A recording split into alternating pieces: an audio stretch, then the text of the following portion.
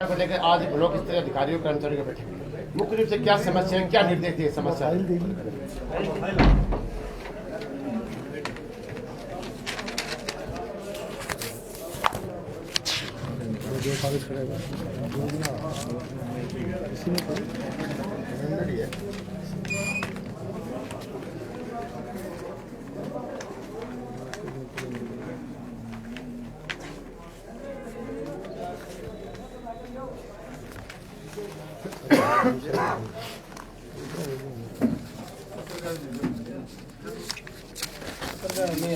बाकी लोग बैठ जाओ तो कुछ बढ़िया कुछ बैठ जाओ।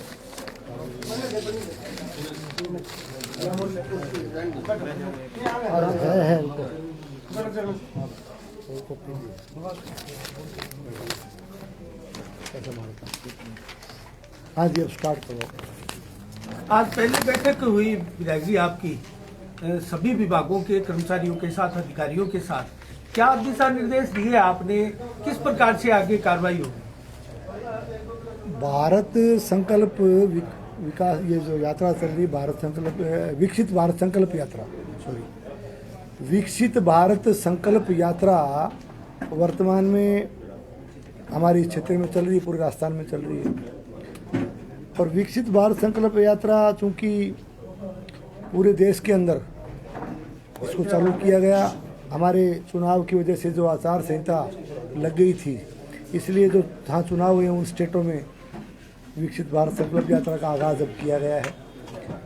तो इस यात्रा के अंदर जनता के बीच में जाना, अधिकारी भी जा रहे हैं, हम भी जा रहे हैं। तो विशेष करके भारत सरकार की, मोदी जी की सरकार की जो फ्लैगशिप योजनाएं हैं, उन योजनाओं का क्रियान्वयन सही तरीके से हो, उन योजनाओं की प्रॉपर मॉनिटरिंग हो, उन फ्लैगशिप योजनाओं का निश्चित रूप से जनता को लाभ मिले, पात्र व्यक्ति तक उसका लाभ पहुंच रहा है कि नहीं पहुंच रहा, जो फ्लैगशिप योजनाएं हैं उसमें आवेदन लोग ज़्यादा से ज़्यादा करें और इन फ्लैगशिप योजनाओं का पूरा लाभ जनता को मिले, जनता में इस बात के प्रति जागरूकता हो, इन योजनाओं की पूरी जानकारी हो। इन सब बातों को लेकर के ये संकल्प यात्रा जो है ये शुरू की गई है। विकसित भारत संकल्प यात्रा इसका नाम दिया गया है। आदरणीय नरेंद्र मोदी जी की एक सोच कि 2047 तक हमारा राष्ट्र, हमारा भारतवर्ष एक विकसित राष्ट्र बने, यानी कि देश की आज़ादी के 100 वर्ष पूरे होने तक विकसित भारत का एक सपना लेकर के देश के यशस्वी प्रधानमंत्री आदरणीय नरेंद्र मोदी जी ने इस विकसित भारत संकल्प यात्रा का आगाज़ पूरे देश भर में किया है।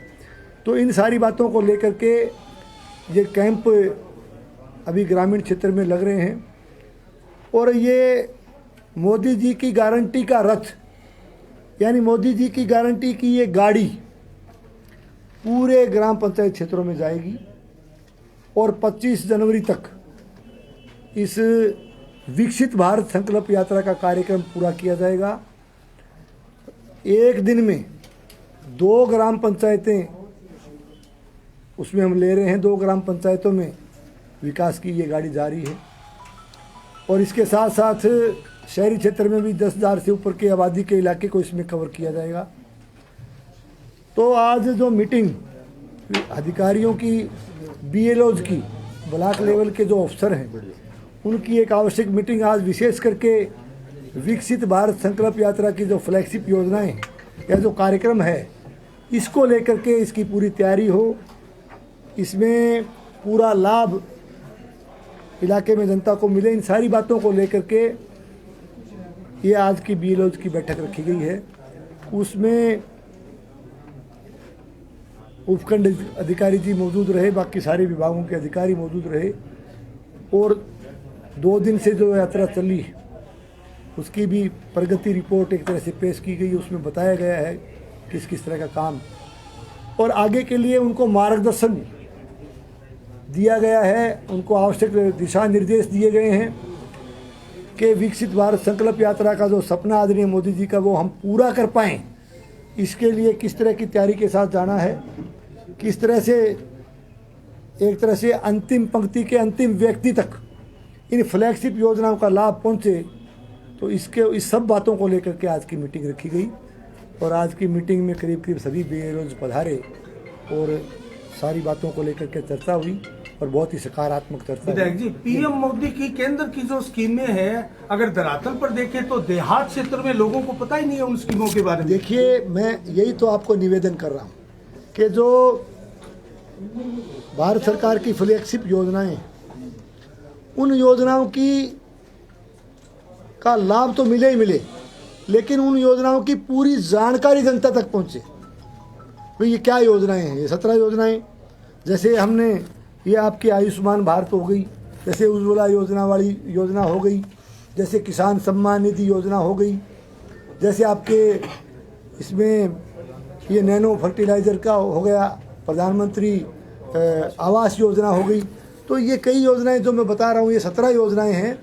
इन योजनाओं का लाभ तो मिले ही मिले, लेकिन जानकारी भी मिले लोगों को, लोग इन योजनाओं के प्रति जागरूक हों और जो वंचित रहे हैं वो अपना आवेदन प्रस्तुत करें, अपनी मांग प्रस्तुत करें। इन सारी बातों को लेकर के इस कार्यक्रम को रखा गया और बहुत ही सकारात्मक परिणाम इसके आने शुरू हुए। नहीं, लोगों को प्रचार प्रसार का पता नहीं लगा, ये क्या केंद्र सरकार की स्कीम है और ये करीबन 4 साल से अधिक केंद्र सरकार के हो गए और अब वर्तमान सरकार चेंज हुई है, तो क्या हो सकता है भाजपा की सरकार और कांग्रेस की सरकार, मतलब सरकार के उनके प्रचार प्रसार नहीं किया कांग्रेस ने? देखिए, भारत सरकार की फ्लैगशिप योजनाएं तो मैंने पहले ही निवेदन कर दिया कि आदरणीय नरेंद्र मोदी जी का एक सपना कि 2047 तक एक विकसित भारत बने, इसको लेकर के पहले से चल रही है। अब आपने फरमाया कि सरकार बदल गई, तो निश्चित रूप से जब केंद्र में हमारी पार्टी की सरकार आदरणीय मोदी जी के नेतृत्व में चल रही है और स्टेट में हमारे राजस्थान प्रदेश में भारतीय जनता पार्टी की सरकार बनी है, तो डबल इंजन की सरकार जो बन गई, तो निश्चित रूप से विकसित भारत संकल्प यात्रा का लाभ जैसे लोगों को मिलेगा, ऐसा हमारा मानना है। और निश्चित रूप से इसके सकारात्मक परिणाम आएंगे, ऐसा हमारा मानना है। तो राजस्थान प्रदेश में सरकार बनी है, तो निश्चित रूप से राजस्थान सरकार में भारतीय जनता पार्टी की सरकार बनना इस बात का द्योतक है कि आदरणीय मोदी जी की जो फ्लैगशिप योजनाएं हैं उसका ज़्यादा से ज़्यादा लाभ जनता तक पहुंचाने का काम हम लोग करेंगे। विधायक जी, आपकी ड्यूटी कर्णपुर में भी लगाई गई है जहाँ चुनाव है, तो आप वहाँ क्या समझते हैं, क्या कर्णपुर में भाजपा सीट निकाल रही है? एक कार्यकर्ता होने के नाते कर्णपुर क्योंकि उपचुनाव होना है, उसमें मेरी भी ड्यूटी लगी है। और अब पूरे प्रदेश में जो राजस्थान के विधानसभा के चुनाव हुए उसका जो जनादेश आया है, राजस्थान की जनता ने एक बार फिर से भारतीय जनता पार्टी को सेवा करने का मौका इस प्रदेश में दिया है। तो मेरा ये मानना है कि निश्चित रूप से कर्णपुर में हमारे उम्मीदवार भी बहुत ही एक तरह से बहुत अनुभवी, बहुत ही पुराने, एक अच्छी कार्यशैली उनकी रही, मंत्री पद पे भी रहे हैं और एक अच्छा उम्मीदवार भारतीय जनता पार्टी ने वहाँ उतारा है। तो मेरा ये मानना है कि निश्चित रूप से मैं आपको याद दिलाना चाहूँगा कि 2013 से 2018 तक हम लोग सरकार में रहे। आप रिकॉर्ड उठा करके देखिए, ये चीज़ रिकॉर्ड पे होती है, मेरे कहने से नहीं होती। 2018 में जब हम लोगों की ड्यूटी पूरी हुई थी, जब हम लोग सरकार छोड़ के गए थे, तब हमने हमारे विधानसभा क्षेत्र में एक भी प्रिंसिपल की सीट खाली नहीं थी। हमने प्रत्येक राजकीय उच्च माध्यमिक विद्यालय में हमने प्रधानाचार्य प्रिंसिपल लगाने का काम किया था। ठीक इसी तरह से व्याख्याताओं के पद भी रिक्त नहीं थे। लेकिन ये दुर्भाग्य रहा कि पिछले कांग्रेस सरकार के दौरान, और बल्कि कांग्रेस सरकार का भी नहीं, यहाँ लाल झंडे वालों की सरकार थी, एक कुशासन था। एक तरह से कांग्रेस कम्युनिस्ट गठबंधन का कुशासन लोगों ने झेला है भादरा विधानसभा क्षेत्र में 5 साल। उसका परिणाम आप देख सकते हो कि जैसा कि आपने सुना मीटिंग के अंदर कि करीब आधे से अधिक पद यहाँ प्रिंसिपल के खाली है। ये क्यों हुआ? ये इसलिए हुआ कि पिछले कार्यकाल के दौरान भादरा विधानसभा क्षेत्र की जनता ने यहाँ की सत्ता निकम्मे और नकारा लोगों के हाथ में, नालायकों के हाथ में सौंप दी। उन लोगों ने केवल राजनीतिक रंजिश की वजह से प्रिंसिपल के पद पर बैठे हुए लोगों को दूर दराज स्थानांतरित करने का काम तो किया, सिर्फ रंजिश से किया, लेकिन वापस यहाँ लगाने का काम नहीं किया। तबादले होते हैं, तबादले वाइस वर्सा हो जाते हैं। आप किसी को ला रहे हो तो हो सकता है उसके बदले में किसी को यहाँ से जाना पड़ जाए। आप किसी प्रशासनिक कारण से या किसी और कारण से किसी की शिकायत आ रही है, कोई पद पे रहते हुए अपनी ड्यूटी का निर्वहन सही तरीके से नहीं कर रहा, या शिक्षा के मंदिर में उसकी कार्यप्रणाली ठीक नहीं है, तो तबादला होना कोई अलग से बात नहीं है, स्वाभाविक बात है, तबादला किया जा सकता है। लेकिन आपने केवल राजनीतिक रंजिश से तबादले तो किए, उनको यहाँ से विचारधारा जिनसे नहीं मिली आपने यहाँ से दूर भेजने का काम तो किया, लेकिन दुर्भाग्य ये रहा कि आपने यहाँ प्रिंसिपल उसके बदले दूसरे प्रिंसिपल लगाने का काम, उन पदों को भरने का काम नहीं किया। इसलिए आज ये स्थिति पैदा हुई है कि आपके पास प्रिंसिपल नहीं है, आपके पास व्याख्याता नहीं है, आपके पास वरिष्ठ अध्यापक नहीं है। मैं कहना चाहता हूँ कि अब राज बदला है, सरकार बदली है, और शिक्षा के क्षेत्र में हमने पिछली सरकार के दौरान भी हमने शानदार काम किया था। अब भी हमारी प्राथमिकता रहेगी कि शिक्षा के क्षेत्र में यहाँ प्रिंसिपलों के पद खाली नहीं रहे, यहाँ अध्यापकों के पद खाली नहीं रहे, ऐसा हमारा प्रयास रहेगा। और हम कोशिश करेंगे कि इन खाली पदों को भरें ताकि शिक्षा का प्रचार प्रसार बढ़े और यहाँ के स्टूडेंट्स को उसका लाभ मिले। विधायक जी, ये रंजिश की राजनीति जारी रहेगी या इस पर अंकुश लग जाएगा, रुक जाएगी? देखिए, ऐसा है कि मैंने आज से पहले भी 2 बार मैंने इस भादरा विधानसभा क्षेत्र का प्रतिनिधित्व करने का सौभाग्य मुझे मिला है। आपने मेरी कार्यप्रणाली, मेरा काम करने का तरीका आपने पहले भी देखा है। मैं नया कार्यकर्ता नहीं हूँ और आगे भी मैं कोशिश करूँगा कि भादरा विधानसभा क्षेत्र को एक अच्छा सुशासन मिले, एक भाईचारा यहाँ बना रहे, आपस में हमारा सद्भाव बना रहे, सांप्रदायिक सौहार्द और सद्भाव की भावना इस इलाके में छत्तीस बिरादरी के कार्यकर्ता के रूप में मैं काम मैंने पहले किया, आगे भी करता रहूँगा। हमने कभी भी रंजिश की राजनीति नहीं की और निश्चित तौर से एक साफ सुथरे प्रजातंत्र में रंजिश की राजनीति का कोई स्थान नहीं तो कभी हुआ है। और नई संविधान निर्माताओं ने, देश की आज़ादी का योगदान देने वाले लोगों ने जिस बात को लेकर के इस देश को आज़ाद कराया, जिस बात को लेकर के बाबा साहब ने संविधान लिखा, बाबा साहब के लिखे हुए संविधान पर हम चल रहे हैं, ऐसी परिकल्पना कभी किसी ने की नहीं होगी कि लोकतंत्र के अंदर रंजिश की राजनीति का कोई स्थान कहीं होगा। ऐसी परिकल्पना कभी किसी ने की नहीं। इसलिए हमारा ये मानना है कि डेमोक्रेटिक सिस्टम में, संवैधानिक व्यवस्था में एक गरिमा में रह करके और एक गरिमा में रह करके एक तरह से हम कह सकते हैं कि मर्यादा में रह करके हम काम करें, लोगों को राहत मिले, लोगों को न्याय मिले, लोगों को अच्छा सुशासन मिले, ऐसा मान करके हम इस वर्तमान व्यवस्था को आगे बढ़ाने का काम करें। नगर पालिका की कार्य प्रणाली है बाकी ज्यादा घनी सी ठीक को नहीं, मतलब जगह जगह सीवरेज का चैम्बर है, वह टूटा पड़ी है, जगह जगह नालियां की जगह क्रॉसिंग है वह टूटी पड़ी है, और सफाई व्यवस्था भी कहीं ढंगू को नहीं। तो इन ऊपर लगाम लगाने की खातिर थे कि करोगा मतलब आम है ना, थोड़ा सही होएगा। वर्तमान में चेयरमैन भी आपका नगर पालिका में, MP नगर पालिका में निश्चित रूप से पिछले 5 साल के शासन के दौरान काफ़ी अव्यवस्था हुई है, काफ़ी अनियमितताएँ हुई है और नगर पालिका का प्रशासन एक तरह से पूर्णतः विफल रहा है, हर मोर्चे पे विफल रहा है।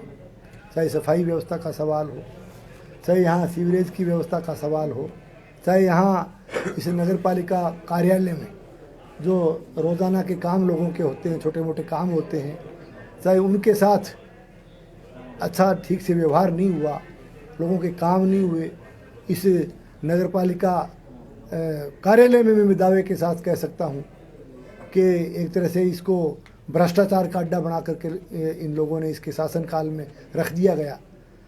तो आज ये जो सवाल उठ रहे हैं नगर पालिका प्रशासन को लेकर के और वर्तमान में भादरा कस्बे के हालात को लेकर के, तो अब चूँकि सरकार बदली है, लोगों ने बड़ी आशा और उम्मीद के साथ भारतीय जनता पार्टी की सरकार बनाने में अपना योगदान दिया है, तो हमारा पूरा प्रयास रहेगा कि इस नगर पालिका की व्यवस्था को भी सुधारें और भादरा के जो चाहे सीवरेज की व्यवस्था हो, चाहे पेयजल की, चाहे हमारे सफाई की या कोई दूसरी कोई समस्या जिसका तरफ आप ध्यान आकर्षित कर रहे हो, प्राथमिकता के आधार पर नगर पालिका के अंदर सुधार करने का, शहर के अंदर सुधार करने का हम पूरा प्रयास करेंगे। अमर सिंह ब्रांच और सिद्धमुख नहर का नाला खाड़ा बहुत है, लेकिन अब भी अधिकारियां अंदर कई के अमर सिंह ब्रांच का 23 खाड़ा चल है और सिद्धमुख नहर है बिंगा 22 खाड़ा चल है। मतलब सारा खाड़ा महीना पानी क्यों कौन देश कर? इन्होंने तो खाड़ा निर्माण की बातें कही है, पानी की बातें भी हमने आज की मीटिंग में डिस्कशन हुई है। हमारे भादरा विधानसभा क्षेत्र में सिद्धमुख सिंचाई प्रणाली, अमर सिंह सिंचाई सिस्टम और कुछ 1-2 गांव में हमारे नॉर फीडर, ये सिंचाई के तंत्र हमारे यहाँ हैं। और पानी का जहाँ तक आप सवाल पूछ रहे हो, पिछले जो भारतीय जनता पार्टी की सरकार में हम 2018 तक यहाँ काम करके गए हैं। 2018 के बाद में कांग्रेस और CPM का गठबंधन जो यहाँ काम कर रहा था, इनके कार्यकाल के दौरान तीनों ही सिंचाई प्रणालियों के किसान, टेल के किसान न केवल सिंचाई पानी के लिए त्राई करते रहे, बल्कि पीने के पानी के भी लाले पड़ गए थे। पीने के पानी में भी लोगों को खारा पानी पीने के लिए सर्दी के मौसम में भी मजबूर होना पड़ा। ऐसे हालात आपने देखे। ये निश्चित रूप से पिछली सरकार की विफलता रही और एक तरीके से लाल झंडे वाले यहाँ के जनप्रतिनिधि के किसान विरोधी नीतियों के चलते और एक तरह से अनुभवहीन व्यक्ति कैसे इस व्यवस्था को चला सकता है, इस बात की भी आपने देखा। इन लोगों ने सार्थक प्रयास नहीं किए और सिंचाई का तंत्र सुधरे, सिंचाई का पूरा पानी आए, इस व्यवस्था में सुधार हो, ये हमारी पहली प्राथमिकता रहेगी कि तीनों ही सिंचाई प्रणाली के किसान को पूरा अपने हक का पानी मिले और लोगों को अच्छा पेयजल उपलब्ध हो। इन सारी बातों को लेकर के हमारा सार्थक प्रयास रहेगा। जी, अभी चर्चा यह भी है कि भादरा ने विधायक मिल गए, मंत्री और मिलन आ रहा है, तो भादरा का शामिल 5 बड़ा चैलेंज, अगर मंत्रालय आवे और नहीं भी आवे तो नशो लगातार बढ़ने वाले पिछले 10-15 दिन और ज्यादा तस्करी है, चाहे वह अपराध की बात हो, चाहे पेयजल की बात हो, नगर पालिका भादरा की बात हो। हालांकि पिछले 1 महीने के अंदर बहुत सी चीजें उजागर हुई है बलवंत सिंह सैनी के मार्गदर्शन में, तो के कुछ व्यवस्था लेके चलोगे अगले 5 साल की जो रोड मैप है वो के लेके चलोगे? देखिए, रोड मैप का जहाँ तक सवाल है, हमारा प्रयास रहेगा कि यहाँ की कानून व्यवस्था अच्छी तरीके से मेंटेन हो, अच्छी कानून व्यवस्था बनी रहे इलाके की। उसके लिए आज की मीटिंग में भी CEO साहब, डिप्टी साहब थे, हमने डिस्कशन कुछ मुद्दों पे किया है। कानून व्यवस्था बनी रहे, अच्छा सुशासन लोगों को मिले, सिंचाई का पूरा पानी मिले, लोगों को न्याय मिले, अपराध पे अंकुश लगे और नशे की बात का जिक्र आपने किया है। पिछले पूरे 5 साल के कार्यकाल को आपने देखा है। शायद आप मेरी बात से सहमत होंगे कि 2018 से पहले आपने चिट्टे का नाम नहीं सुना होगा। पहली बार भादरा में लाल झंडे वाले के शासन के दौरान, कांग्रेस के शासन के दौरान चिट्टे जैसे मादक पदार्थ की तस्करी सीमावर्ती इलाके में बड़े पैमाने पर इसकी तस्करी बढ़ी। युवा वर्ग को नशे की गर्त में धकेला गया। शराब की तस्करी, मेडिकेटेड नशे की तस्करी, ये सारी बढ़ी है, ये आप सब ने देखा है। और ये इस तरह की प्रवृत्ति बढ़ने से, तस्करी बढ़ने से अपराध बढ़ता है और निश्चित रूप से चोरी की घटनाएं बढ़ती है, अपराध बढ़ता है, अपराध का भी ग्राफ बढ़ा। तो अब चूंकि भारतीय जनता पार्टी की सरकार बनी है, हमारा पूरा प्रयास रहेगा कि इलाके की कानून व्यवस्था को सुधारें, इलाके के अंदर अपराध की संख्या घटे, लोगों को न्याय मिले और नशे की तस्करी, नशे की प्रवृत्ति पर एक अंकुश लगे। इन सारी बातों को लेकर के हमारा पूरा प्रयास रहेगा कि एक अच्छा सुशासन इस इलाके में देखने को मिले। धन्यवाद। धन्यवाद। ठीक सर।